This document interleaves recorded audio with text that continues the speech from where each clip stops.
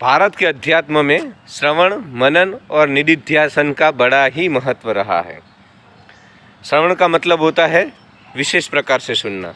अगर आप कहीं से पसार हो रहे हो और कोई रास्ते के बाजू में खड़े हो करके गालियाँ बोल रहा है और आप सुनते हो तो वो श्रवण नहीं होता है।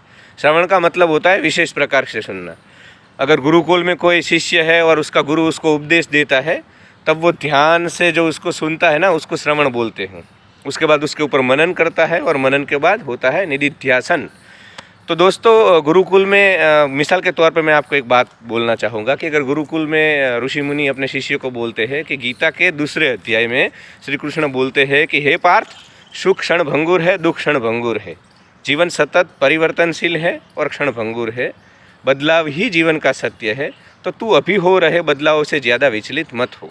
अब शिष्य इस जो बोध है उसको श्रवण के द्वारा अपने अंदर ग्रहण करेगा और उसके बाद उसके ऊपर वो अपना मनन करेगा, अपने जीवन को देखेगा, अपने जीवन के अनुभव के देखेगा, अपने आसपास के जगत को देखेगा और वो पाएगा कि भाई जो मेरे गुरु ने मुझे उपदेश दिया है कि जीवन क्षण भंगुर है, सुख और दुख क्षण भंगुर है, तो वो देखता है कि हाँ, बात तो सही है।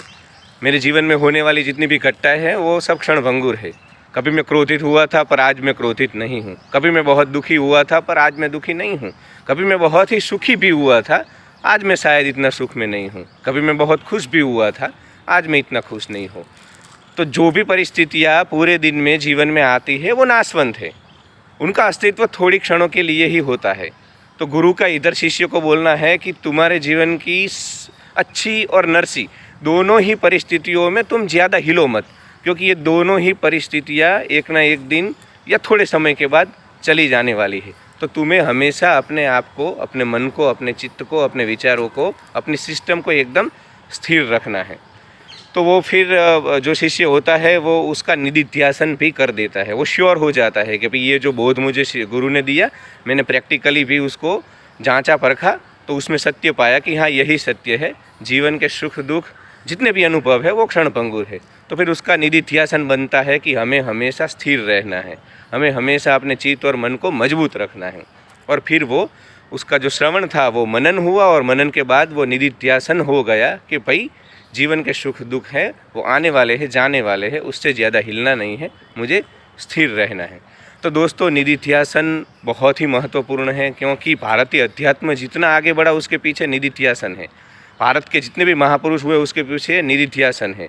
आदि शंकराचार्य हो, शिवाजी हो, महाराणा हो, सुभाष चंद्र बोस हो, जितने भी महापुरुष, अहल्याबाई जैसी महिलाएं हो, झांसी की रानी लक्ष्मीबाई हो, गुरु गोविंद सिंह हो, ये जितने भी महापुरुष हमें मिले वो निधिध्यासन के ही वजह से ही मिले। क्योंकि निधिध्यासन के बाद इंसान एकदम श्योर हो जाता है, उसको कोई कन्फ्यूज़न नहीं रहता है अपने जीवन को लेकर के और आगे क्या करना है।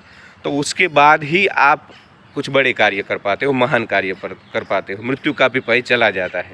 तो निधिध्यासन बहुत ही महत्वपूर्ण है।